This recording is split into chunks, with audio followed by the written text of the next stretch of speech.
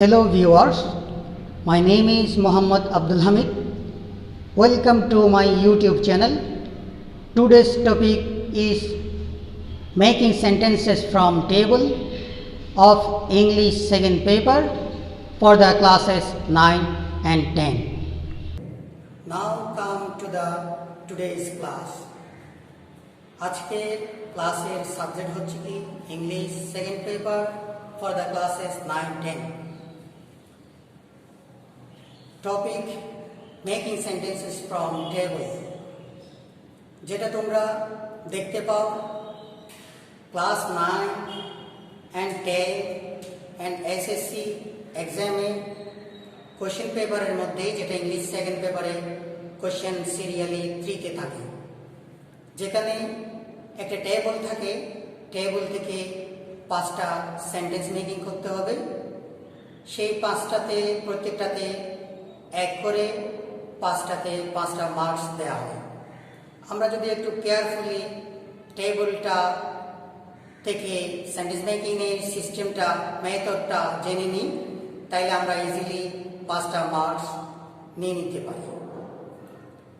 তোমরা দেখতে পাচ্ছ স্ক্রিনে পিকচারের মধ্যে একটা দেখতে পাচ্ছ যে টেবলের পিকচার।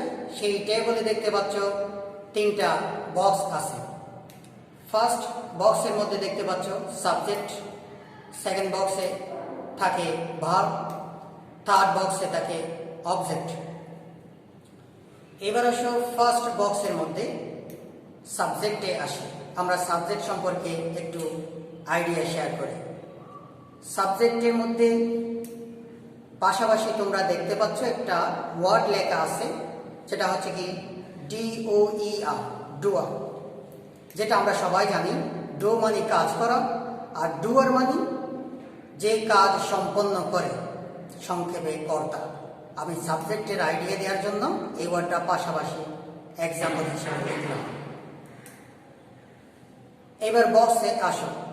বক্সের মধ্যে হচ্ছে কি তোমরা দেখতে পাচ্ছ নাউন অবলিক প্রনাউন। অর্থাৎ আমি বোঝাতে চাচ্ছি, এই বক্সের মধ্যে যেই ওয়ার্ড অথবা ফ্রেজগুলো থাকবে, সেই ওয়ার্ড বা ফ্রেজগুলা হয়তো নাউন হবে অথবা প্রনাউন হবে। এবার আসো নাউন মানে কি। নাউন হচ্ছে কি পার্টস অফ স্পিচের একটা প্রকার। নাউন মানে আমরা সবাই জানি যে কোনো কিছুর নামকে নাউন বলে। এবার আসো প্রনাউন। প্রনাউনের মধ্যে PRO, প্র মানে হচ্ছে কি পরিবর্তে, নাউন মানে নাউন। নাউনের পরিবর্তে যে ওয়ার্ডগুলা ইউজ করি আমরা, সেই ওয়ার্ডকে প্রনাউন বলি। নাউন এবং প্রনাউন এই দুইটাই হচ্ছে কি আমরা সবাই জানি পার্টস অফ স্পিচের প্রকার। এবার আসো সেন্টেন্সের মধ্যে নাউন বা প্রনাউন অথবা সাবজেক্টটা নাউন বা প্রনাউন হবে। সেই সাবজেক্টটা আমরা কিভাবে আইডেন্টিফাই করব? আমরা সেন্টেন্সের মধ্যে যেই ভাবটা আছে, সেই ভাবটাকে যদি আমরা হু দিয়ে প্রশ্ন করি, তখন আমরা সাবজেক্টটা পেয়ে যাব। অথবা হোয়াট দিয়ে প্রশ্ন করলে তখন আমরা সাবজেক্টটা পেয়ে যাব। অর্থাৎ হু অথবা হোয়াট দিয়ে যে কোনো একটা দিয়ে প্রশ্ন করলে আমরা তখন সাবজেক্টটা পেয়ে যাব। সাবজেক্টটা পাওয়ার পরে আমরা দেখতে পাবো যে ওই সাবজেক্টটা হয়তো নাউনে আছে অথবা প্রনাউনে আছে। এইবার আসো সেকেন্ড বক্স ভার্ব। ভার্বের পাশাপাশি আমি একটা ওয়ার্ড লিখলাম DO, ডো। ডো মানে হচ্ছে কি কাজ করা। অর্থাৎ এটা আমি এক্সাম্পল হিসেবে একটা সিম্বল ওয়ার্ড লিখলাম। ভার্ব বলতে কোনো কাজ করা বোঝায়। এটাও পার্টস অফ স্পিচের একটা প্রকার। এবার বক্সের ভিতরে আসি। এই ভার্বে বক্সে আমরা কোন কোন ক্যাটাগরির ভার্বগুলা আমরা ম্যাক্সিমাম পেয়ে থাকি, এটা যদি আমরা বুঝি, তাইলে আমরা সেন্টেন্স মেকিংয়ে ইজিলি নাম্বার নিতে পারবো। ফার্স্টে আমি লিখলাম MB মানে হচ্ছে কি মেইন ভার্ব। মেইন ভার্ব হিসেবে এখানে থাকতে পারে ওয়ার্ড। এরপর হচ্ছে কি অক্সিলারি ভার্ব থাকে। অক্সিলারি ভার্ব আমি ডিটেইল লিখলাম। টু বি ভার্ব থাকে, টু ডু ভার্ব থাকে, টু হ্যাভ ভার্ব থাকে এবং মডাল থাকে। পরবর্তীতে আমি ইকুয়াল দিয়ে 2টা ফিগার লিখলাম 44, 46। অর্থাৎ আমি বুঝাতে চাচ্ছি to be verb, to do verb, to have verb, modal verb, এগুলাকে সবগুলাকে আমরা যদি যোগ করে একটা ফিগার বের করি তখন আমরা 44টা অথবা 46টা পেয়ে যাব। নিচে এগুলার ডিটেল আছে। তারপর হচ্ছে কি লিঙ্কিং ভার্ব। লিঙ্কিং ভার্ব হচ্ছে কি দুই ধরনের, তোমার কোয়াসিভ ভার্ব অথবা হচ্ছে কি তোমার to be verb. To be ভার্বগুলোকে লিঙ্কিং ভার্ব হিসেবে লিঙ্কিং ভার্ব বলা হয় এবং কোয়াসিভ ভার্বগুলোকে লিঙ্কিং ভার্ব বলা হয়। এরপরে থার্ড বক্সে আসো অবজেক্ট। অবজেক্টের পাশাপাশি আমি একটা ওয়ার্ড লিখলাম DWD, ডিড। ডিড মানে কাজ বা কর্ম। এটাকে আমরা অন্য একটা ওয়ার্ড দিয়েও বলতে পারি WORK, ওয়ার্ক। দ্য ওয়ার্ক, কাজ আমরা সেন্টেন্সের মধ্যে পেয়ে থাকি। ওয়ার্ক ভার্ব হিসাবে ইউজ হয়, আবার অবজেক্ট হিসাবে ইউজ হয়, তখন আমরা দা ইউজ করি। আই ডু দ্য ওয়ার্ক, আমি কাজটি করি। এখানে ডিড বলতে তুমি কাজ বা কর্ম এটাকে বুঝে নিতে পারো। এইবার বক্সের ভেতরে আসো। অবজেক্ট বলতে আমি এখানে অবজেক্টের কিছু ক্যাটাগরি দিলাম। প্রথম যেটা DO, এটা আমি অ্যাব্রিভিয়েশন লিখলাম। ইলাবোরেশন হচ্ছে ডাইরেক্ট অবজেক্ট। তারপর হচ্ছে কি indirect object, prepositional object, impersonal object. তারপর হচ্ছে কি প্রিপোজিশনাল অবজেক্ট, সরি এই PO দিয়ে তখন হবে পার্সোনাল অবজেক্ট, আর এটা হবে প্রিপোজিশনাল অবজেক্ট। এরপর হচ্ছে কি adverbial object, complementary object. Total এখানে 7টা ক্যাটাগরির অবজেক্ট লিখলাম। এখানে এই ধরনের অবজেক্টগুলো থাকতে পারে। এইবার আসুন সাবজেক্টকে যেভাবে আইডেন্টিফাই করব ঠিক একইভাবে অবজেক্টকেও আমরা আইডেন্টিফাই করতে পারব। যখন আমরা ভার্বকে হোম দিয়ে প্রশ্ন করব তখন আমরা অবজেক্ট পেয়ে যাব, অথবা হোয়াট দিয়ে প্রশ্ন করলেও আমরা অবজেক্টটা পেয়ে যাব। হোয়াট এবং হু দিয়ে প্রশ্ন করে যেই আনসারটা পেয়ে যাব সেটাকে আমরা অবজেক্ট বলব। এইবার এখানে তোমরা সাবজেক্টটা ইজিলি বুঝতে পারো, অবজেক্টটাও মোটামুটি বুঝো, কিন্তু ভার্বটা একটু বুঝতে গেলে একটু ক্রিটিক্যাল মনে হয়। এই জন্য আমি এটাকে একটু ডিটেলে নিচে লিখলাম। দেখো মেইন ভার্ব, সংক্ষেপে আমি লিখলাম MB। মেইন ভার্ব বলতে আমরা সবাই জানি মেইন ভার্বের কোনো লিস্ট নাই।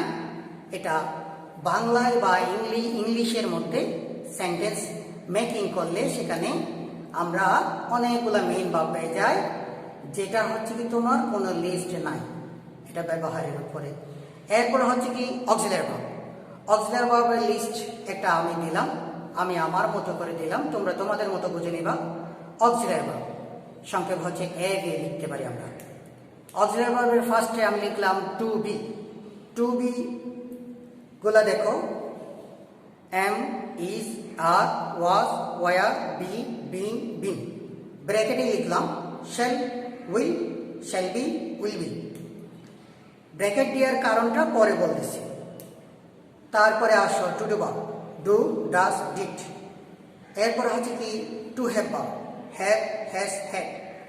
এরপর হচ্ছে কি modal, shall, should, will, would, can, could, may, might, must, dare, need, ought to, used to, be, going to, had better, had rather, had sooner, would better, would rather, would sooner, am to, is to, are to, was to, were to, have to, has to, had to। পাশে structure দিলাম। Structure, মডেলের structure আমরা সবাই জানি, subject বা model V1, সাবজেক্টের পরে modal verb হবে, এরপরে ভার্বের 1 নাম্বার ফর্ম হবে। আমরা সবাই জানি ভার্বের 5টা ফর্ম আছে, তার মধ্যে শুধু 1 নাম্বারই হবে। এরপরে আসো লিঙ্কিং ভার্ব, সংক্ষেপে আমরা LB লিখতে পারি। লিঙ্কিং ভার্ব হচ্ছে 2টা ক্যাটাগরি ভার্ব আছে। To be verb am, is, are, was, were, be, being, been। Quasi-passive verb appear, become, feel, fall, get, go, grow, keep, look, probe, remain, run, see, smell, sound, taste, turn। এখানে structure দিয়ে দিলাম subject linking verb adjective oblique complimentary.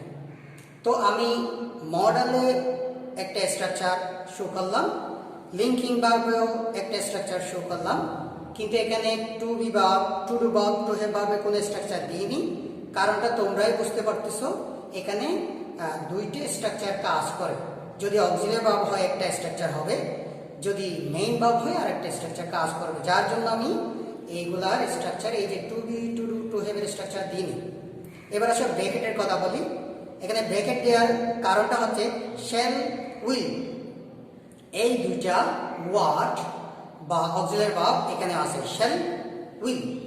এখন তোমরা তোমাদের কাছে যে বই পুস্তকগুলো আছে সেখানেও দেখতে পাবা টু বি ভার্বের মধ্যে শ্যাল, উইল এগুলো টু বি ভার্বের মধ্যে শো করছে রাইটাররা, আবার মডেলের মধ্যে শো করছে। এখন স্টুডেন্টরা কোয়েশ্চেন করবা তোমরা যে স্যার আপনি এখানে টু বি ভার্বের মধ্যেও এই শ্যাল, উইল দিলেন, মডেলের মধ্যেও দিলেন, তখন আমরা আসলে অ্যাকচুয়ালি এগুলাকে কি বলবো, মডেল বলবো না টু বি বলবো? তখন আমি বলবো যে তোমরা এই শ্যাল, উইল এগুলাকে তুমি মডেল বলবো। তখন তুমি মডেল বলবো যখন তুমি কনফিউশনে পড়বা বা একটা ডিসিশন নিতে হবে এগুলাকে আসলে আমরা অ্যাকচুয়ালি কি বলবো, তখন আমরা এই দুইটা অক্সিলারি ভার্বকে আমরা মডেল অক্সিলারি ভার্ব বলবো। ওই জন্যই আমি ব্র্যাকেট দিয়ে এগুলাকে শো করলাম। টু বি ভার্বকে যদি আমরা ব্র্যাকেটের গুলা বাদ দিয়ে বলি 8টা হবে, ব্র্যাকেটের গুলা সহ 12টা হবে। টু ডু ভার্ব হচ্ছে 3টা, টু হ্যাভ ভার্ব 3টা, মডেল টোটাল 28টা হয়। সবগুলা যোগ করলে 44টা বা 46টা। চলো এখন আমরা অক্সিলারি ভার্বগুলা এক্সাম্পল সহকারে বুঝে নিই। এইবার আসো টেবিলের মধ্যে আমি আগেও বলছিলাম এই বক্সটা আমরা ইজিলি বুঝি, এই বক্সটাও বুঝি, মাঝখানে ভার্ব নিয়ে আমাদের একটু ক্রিটিক্যাল মনে হয়, যার কারণে আমি সংক্ষেপে বলি কি এখানে যে 5টা ভার্ব দিয়ে 5টা সেন্টেন্স করতে হয়, সেই 5টা ভার্ব এর মধ্যে 2 ক্যাটাগরির ভার্ব আসে। তার মধ্যে হচ্ছে কি আমি বলতে পারি মেইন ভার্ব দিয়ে তোমার 2 থেকে অথবা 3টা সেন্টেন্স মেকিং এর জন্য ভার্ব 2 থাকবে। আর হচ্ছে কি থাকবে যে তোমার অক্সিলারি ভার্ব থাকবে প্রায় 3 থেকে 4টা। অর্থাৎ আমি বুঝাতে চাচ্ছি এখানে তোমার ভার্বের মধ্যে 2 ক্যাটাগরির ভার্বই আসে। তার মধ্যে হচ্ছে কি মেইন ভার্ব থাকবে 2 থেকে 3টা, আর হচ্ছে কি তোমার অক্সিলারি ভার্ব থাকবে 3 থেকে 4টা। অর্থাৎ এখানে অক্সিলারি ভার্বের সংখ্যাটা বেশি। এরপরে আসো এখানে অক্সিলারি ভার্বের প্রাধান্যটা যখন বেশি, তাহলে আমাদের অক্সিলারি ভার্বগুলোকে বুঝে নিতে হবে। কিভাবে বুঝবো? আমরা বোঝার জন্য টেকনিকটা হচ্ছে কি আমরা করব কি এই অক্সিলারি ভার্বগুলোকে 4টা স্টেপে শিখব। ফার্স্ট স্টেপ হচ্ছে কি ওয়ার্ডগুলো আমরা মুখস্থ করে নিব। তারপরে হচ্ছে কি সেই প্রত্যেকটা ওয়ার্ডের মিনিং শিখে নিব। এরপরে হচ্ছে কি ওই ওয়ার্ডগুলোর মিনিং শেখার পরে আমরা এক্সাম্পলগুলো বুঝে নিব। এরপরে লাস্ট হচ্ছে কি কনফিউশন ক্লিয়ার। আমি বলি কনফিউশন ক্লিয়ার। সেখানে দেখা যায় to be verb, to do verb, to have verb, modal verb এগুলোর মধ্যে কতগুলো অক্সিলারি ভার্ব আছে যেগুলো হচ্ছে কি সেম মিনিং দেয় কিন্তু এক্সাম্পল ভিন্ন। এইবার আসো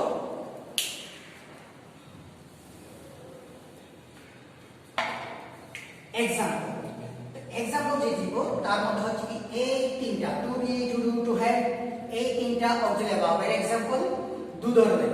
একটা হচ্ছে কি তোমার মেইন ভার্ব হিসেবে কাজ করে এগুলা, আর একটা হচ্ছে কি অক্সিলারি ভার্ব হিসেবে কাজ করে। যেমন আমরা নিতে পারি প্রথমে ধরো এম দিলাম, এম দিয়ে আমরা ধরো যদি লিখি am a student,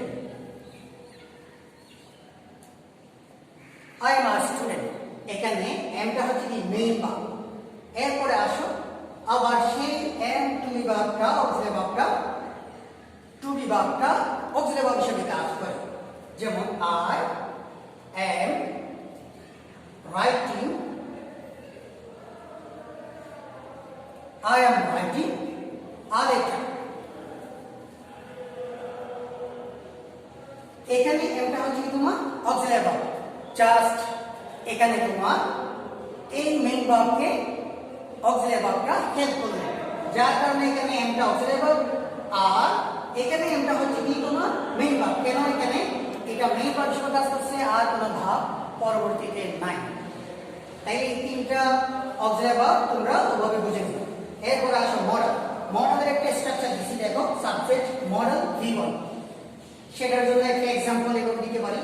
ধরো সাবজেক্ট হিসেবে আই দিলাম, এরপর হচ্ছে কি এখানে যে কোনো একটা দিলাম ক্যান, তাই সাবজেক্ট বসাইছি, এরপরে মডেল বসাইছি, এরপরে V1 যেটাই লিখি সেটাই V1। ধরো আমরা রাইট লিখলাম, আই ক্যান রাইট, এরপরে অবজেক্ট লিখতে পারি না লিখতে পারি। এখানে দেখো সাবজেক্ট, এরপর হচ্ছে কি তোমার মডেল, এরপর হচ্ছে কি V1। এখানে ভার্বের পাঁচটা ফর্ম আছে আমরা জানি, V1 V2 V3 SES ING। সেই পাঁচটা ফর্মের এখানে V1 মানে বেস ফর্ম মেইন ফর্ম। এরপরে আসো তোমার লিঙ্কিং ভার্ব। লাস্ট एग्जांपल হচ্ছে কি লিঙ্কিং ভার্ব। লিঙ্কিং ভার্বের মধ্যে ধরো আমি এম নিলাম, এম নিয়ে একটা एग्जांपल লিখলে হচ্ছে কি ধরো আর ঠিক উপরের एग्जांपलটা আমরা নিতে পারবো এম আ স্টুডেন্ট। এখানে এমটা হচ্ছে কি টু বি ভার্ব আর এটাকে আমরা এখানে লিঙ্কিং ভার্ব বলতে পারি। এরপরে আসো তোমার পসিটিভ ভার্বগুলোর থেকে একটা एग्जांपल, যেমন ধরো নিতে পারি এই एग्जांपलটা এই ভার্বটা যে एग्जांपलটা আমরা বারবার দেখি বই পুস্তকের মধ্যে। যেমন ধরো honey, taste, sugar, honey taste sugar, মধু খেতে মিষ্টি। এখানে টেস্ট হচ্ছে কি তোমার পসিটিভ ভার্ব। তো পসিটিভ ভার্বগুলো চেনার জন্য একটা ক্লু আছে, সেটা হচ্ছে বাংলা মিনিং এর মধ্যে দেখা যাবে ভার্বের মিনিংটা দন্ত নয়ে ওকার মু এভাবে আসবে। পসিটিভ চেনা ক্লু।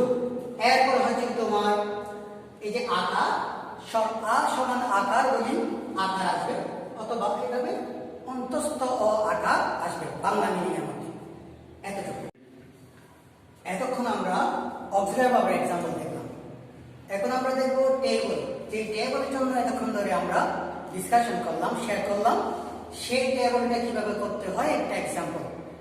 আমি টাইম সেভ করার জন্য एग्जांपल উপরে টেবলটা লিখে নিচে আনসারটা লিখে দিলাম টাইম সেভ করার জন্য। এবার আসো এই एग्जांपलটা এই টেবলটা এইবারে চট্টগ্রাম বোর্ড 2020 এইবারে পরীক্ষায় আসছে। তো এইবার আসো এটা করার জন্য আমাদের দুইটা টেকনিক কাজে লাগাতে হবে। এক নাম্বার হচ্ছে কি তোমার আমরা এটা আমাদের মাতৃভাষায় বুঝে নিব মিনিং। আমরা এটার एग्जांपल এই एग्जांपलটা আনসার করার জন্য, এই টেবলটা আনসার করার জন্য আমরা মিনিংটাও বুঝে নিব আমাদের মাতৃভাষায়। দুই নম্বর হচ্ছে কি গ্রামার। এই যে কিছুক্ষণ আগে থেকে আমি তোমাদের সাথে যেগুলো শেয়ার করলাম গ্রামার, সেই গ্রামারগুলোকে কাজে লাগাবো। তাই আমরা এই দুইটা পয়েন্ট নিয়ে আমরা এই টেবলের আনসারগুলো করব। এইবার আসো এখানে ফার্স্ট एग्जांपल, ওই যে বলছিলাম মাতৃভাষায় বুঝে নিতে হবে। ফার্স্ট एग्जांपल হচ্ছে কি news paper or they are really a part and parcel of our life। পত্রিকা হচ্ছে কি খবরের কাগজগুলো হচ্ছে কি আমাদের জন্য জীবনের একটা অবিচ্ছেদ্য অংশ। তাই দেখো এই বাংলা কথাটা আমরা বুঝছি ভালো করে, সেই বাংলা কথাটা মিলিয়ে আমরা এই পাঁচটা করে দিব। যেমন দেখো ফার্স্ট এঙ্গেলটা হচ্ছে কি এভাবে newspaper are really a part and parcel of our life, এরপরে আসো 2 নম্বর example, they or newspapers present us the outside world like a mirror. নিউজপেপারগুলো একটা আয়নার মতো সারা বিশ্বকে আমাদের সামনে উপস্থাপিত করে। আসো এখানে they present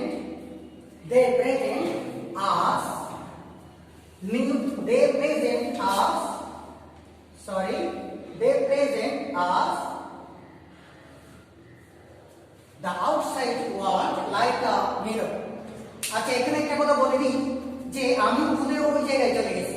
they present us news women R abroad, এই জায়গায় একটা কথা বলে দিই, এগুলো লেখার জন্য এই যে এখানে আমি অপশনগুলো দিলাম, এখানে এভাবে অপশন, অর্থাৎ তোমরা চাইলে নিউজ পেপার প্রথমে নাউন ইউজ করার পরে পরবর্তীতে অবশ্যই প্রনাউনগুলো ইউজ করতে হবে। আমরা সবাই জানি নাউনটা আমরা একবার ইউজ করব, পরবর্তীতে আমরা প্রনাউনগুলো ইউজ করব, ওই জন্য আমি পরবর্তীতে প্রনাউনগুলো দিলাম। কেউ যদি ভুলে সেই প্রনাউনের জায়গায় নাউন দিয়ে দেয় তারপরও এক্সামিনাররা নাম্বার দিতে চেষ্টা করে, এই জন্য আমরা অপশনগুলো দিয়ে দিলাম। এবার আসো তাইলে আমরা 2 নম্বরটা বললাম। 3 নম্বর হচ্ছে কি they or newspapers are useful to all sections of people. Newspaper হচ্ছে কি তোমার উপকারী সব মানুষের সব সেক্টরে দপ্তরে উপকারী, তাই এটা আসলে newspaper are useful. Newspaper or they are useful। কিছুক্ষণ আগে বলছিলাম নাউন আমরা একবার ইউজ করব, পরবর্তীতে আমরা প্রনাউন ইউজ করব। এরপরে আসো it gives us news of home and abroad, এটা আমাদেরকে দেশে এবং বিদেশে তোমার আভ্যন্তরীণ এবং হচ্ছে কি তোমার দেশের বাইরে সবগুলোর নিউজ আমাদেরকে দেয়। তাহলে